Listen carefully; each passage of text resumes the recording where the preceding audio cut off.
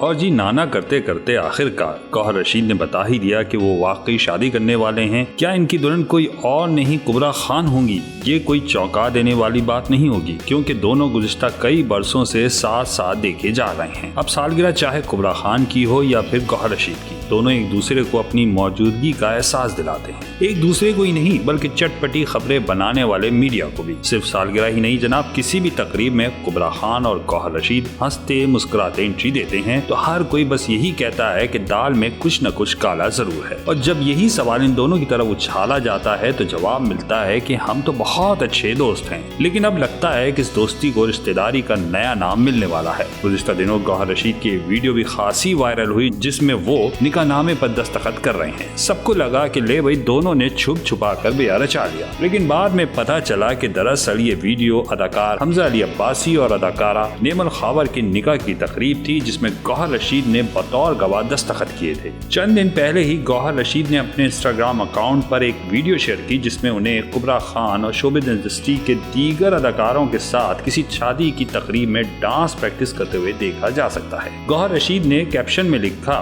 कि इवेंट के लिए तैयारियों का आगाज किया जा रहा है, जिस पे कयास अराइयां की जाने लगी कि कुबरा खान और गौहर रशीद जल्द शादी करने वाले हैं। देखते हैं कि दोनों इस बात का एतराफ़ और ऐलान कब करते हैं। वैसे यहाँ ये भी बता दें कि गौहर रशीद 9 साल बड़े हैं कुबरा खान से। कुबरा खान ने 2016 में संगे मरमर से टीवी ड्रामों में एक्टिंग के जौहर दिखाए। उनके मकबूल तरीन ड्रामों में खुदा और मोहब्बत, मकाबिल, अलिफ अल्लाह और इंसान, अलिफ, सनफ़े आहन, संगे माँ, हम कहाँ के सच्चे थे और नूर जहां नुमाया है।